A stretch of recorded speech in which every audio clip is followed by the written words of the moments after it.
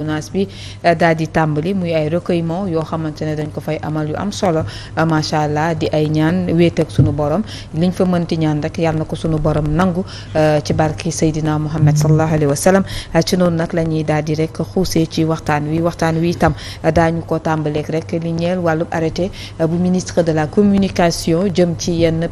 média non conforme yooyee nga xamante ne dañ leen di tëj mu nekk nag lu jur coow ndax ne nag kàpp gis nañ ko moom itam génn te woo na ñëpp ñi nga xamante ni ñoom itam dañoo am jafe-jafe ci wàllu woowu ngir ñu mën a booloo def say xool naka la ñuy taxawee mais également attaqué ko foofee ca Cour suprême ci noonu Alassane très rapidement ci li ñeel wàllub arrêté boobee nga xamante ne ministre bi génnee na ko mu ne carte loo xamante ne encore une fois de plus tax na boobu ñu baree bari jug nañ di indigné wu ci lu nu mel. oui parce que xam nga Sénégal moom loo mën a wax. dañu am une certaine démocratie te démocratie bu bokk na ci ñi ko liggéey mooy xamante ni la presse a toujours joué un rôle essentiel pour ne pas dire majeur ci li nga xamante ni mooy ci processus électoral ci fànn yu ne daanaka ci réew mi parce que à chaque fois que ñu war a taxaw rek dañu war am taxawaay bi nga xamante ni mooy taxawaay ba ca war moo tax j'ai toujours dit que moi je suis fier de cette presse sénégalaise là parce que boo ko méngeel ak yeneen presse yi tu te rends compte que il y a énormément de choses bi nga xamante ni aujourd'hui ñun sax duñu ko permettre ci li nga xam ne mooy ci liggéey bi et donc c'est pour dire que de ce point de vue amuñ ci problème maintenant li am solo mooy boo xoolee avec ce nouveau régime véritablement dafa am ay faux départ ci li nga xam mooy ci départ boobu ba léegi parce que bërëb tël dañu jàpp ñi nga xamante mooy les patrons de presse comme ñoom ñëpp ay sàcc lañu du ñu fay impôt dañuy luubal xaalis askan bi donc à partir de ce moment logique boobu lañu demee ba joon nii tey moo tax bépp acte boo xamante ni posé nañ ko daanaka boo xoolee rek du ñu jiite li nga xamante ne mooy waxtaan alors que lépp dafa waroon tàmbali ci waxtaan Fatima man dama gëm ci sama xam ci xel bu gàtt sama management bu gàtt soo duggee sa kër nga fekk kër gi di lakk balaa ngay laaj ku lakk kër gi da ngay fexe fay daay ba pare je pense que loolu lañ doon xaar ci li nga xamante ni mooy en terme de taxawaay ci ministre et loolu nag dafa laaj kilifteef xam nga mu xalaf dafa am mais kilifteef dafa am mu xalaf mu nit mun naan toll ne weeng ni bàyyam ne ca jëf ca ñu xepp kilifa nag da nga koy mate ci wax ci doxin ci colin ci lépp ci njaboote je pense que ministère bu ñu ko waxee c'est parce que dafa am loo xamante yaa leen ëmb mais ministre ça fait 1 an mosul teg tànkam ci benn organe de presse déjà man gisaguma ko de presse privée j'ai vu ministre yi fi jotee jaar yëpp ci temps de Abdoulaye Wade ba tey ba Macky Sall ba ñu mujj yi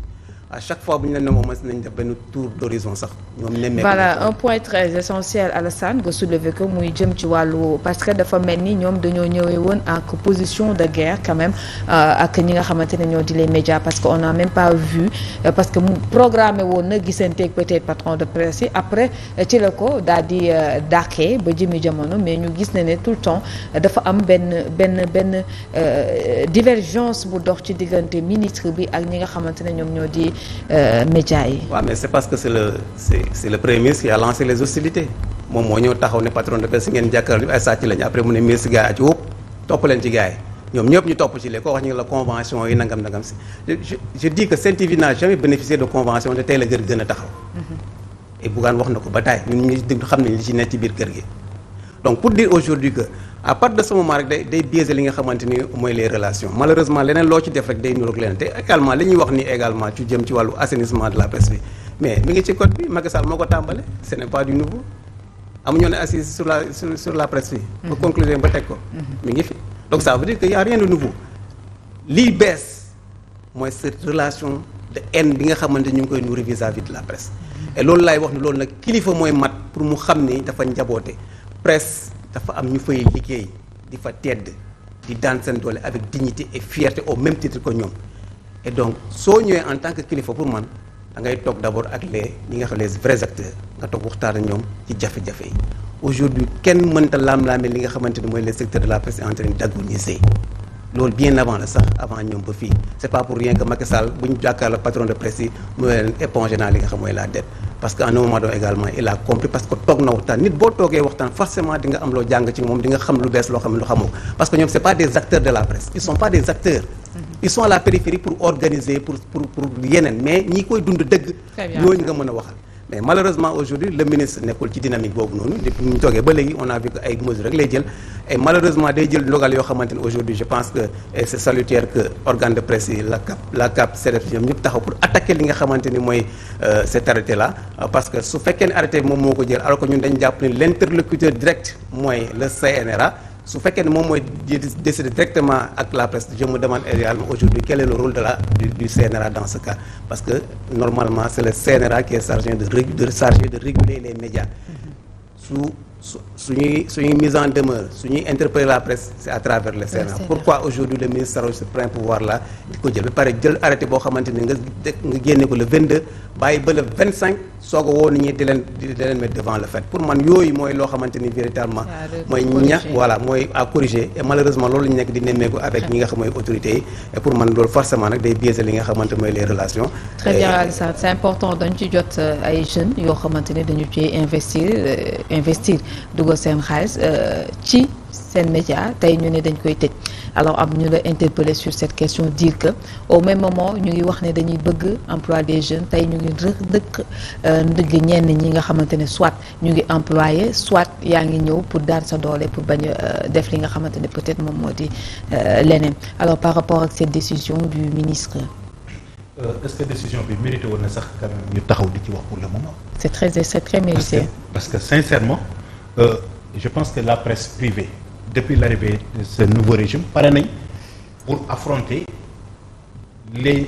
mesures yi nga xam ne si dañ koy jël parce que amul dara loo xam ne si jël nañ ko lu jëm à l'endroit de la presse privée lu favorable tout ce que décision bu ñu mën a jël c'est toujours pour déstabiliser la presse privée bi ci des aussi moom mooy damay wax ni les au revoir de Macky Sall à l'endroit des patrons de presse daf leen a porter préjudice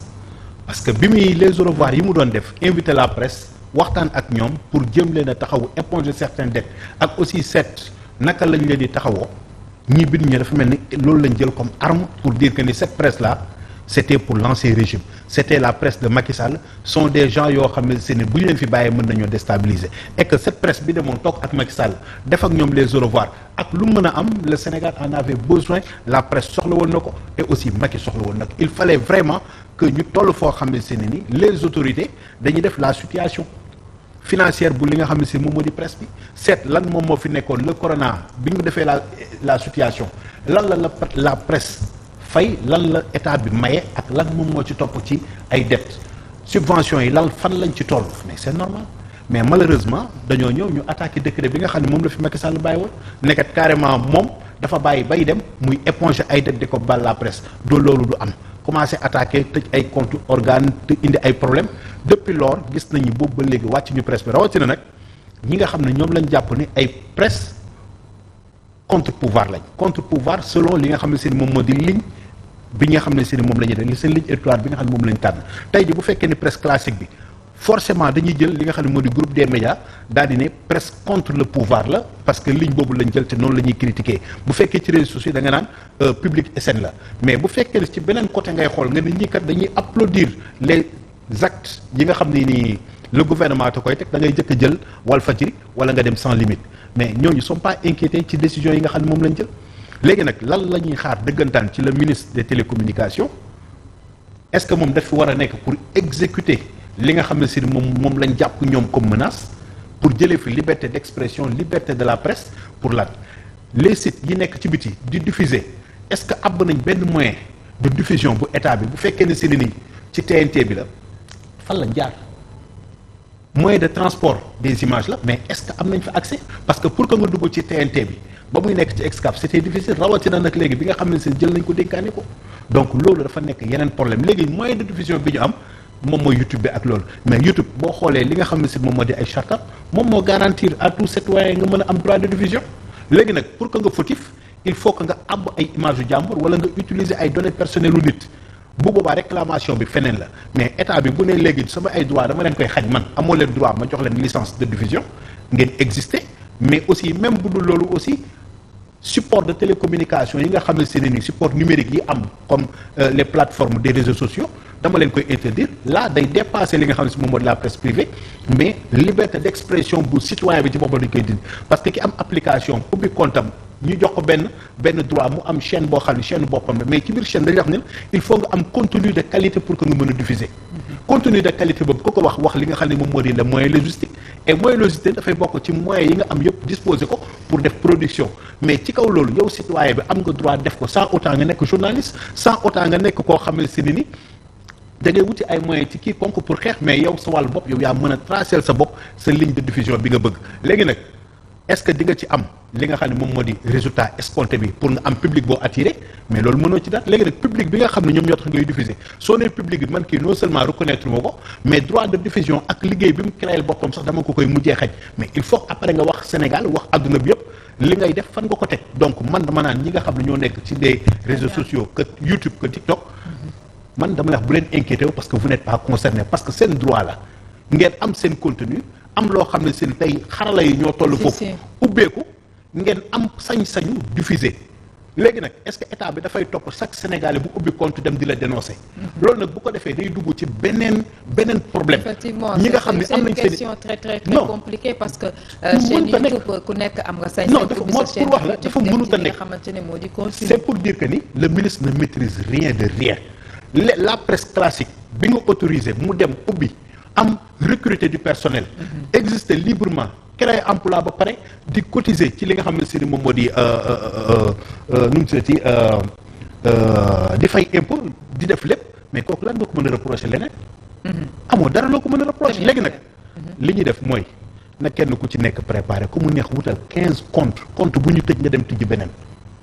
compte bu ñu tëj am nga droit dem ubbi beneen sa 15 compte yaa ko moom Public SN bu ko neexee mu ne sama compte bi dañ koo tëj Public SN 2 laay ubbi Public SN 3 chaque jour da ngay jox sa public rendez-vous ci beneen chaîne bi état bi il faut ñuy réfléchir ci seen i ay décisions. C'est important. jeunes yi nga xam ne si ñoom ñoo ci nekk moyens yu ñu wuti ba investir ci c'est la fay génn ci ay journalistes la presse bii mënul leen jël ñoom ñëpp. mënul nekk il faut donc nga bàyyi leen ñu demal seen bopp fii que ni fi mu toll nii activité libérale la mais na ci kenn ku nekk gis boppam mais nañu bàyyi seen vraiment mesures yu strictes yi nga xam ne si ni presse teg nañ ko ci kawam rawatina nag régime bu bees bi kenn du ñu museler kenn du noppiloo la presse kenn du noppiloo citoyen bi nga xam ni dafa am son mot à dire parce que bi mu lay jox ni la gouvernement waxu la tënk ma jàmm da nga ñëw ma ni la gouvernement parce que yow yaa ma doy pour que nga yóbbu le Sénégal à bon port non seulement égaux à bon port mais nga nar a noyé bateau ba pare ni yéen da ngeen di tëb ci digg géej kenn du ko nangu. Très bien Aziz merci beaucoup Kader alors Modou ba tey sur la question jëm ci li ñeel wàllub arrêté bi gis nañ nag am na média yoo xamante ne dañ leen concerné ci wàll woowu bëgg nañ ko yóbbu quand même ci yoon parce que ñu baree bari jàpp nañ ne il faut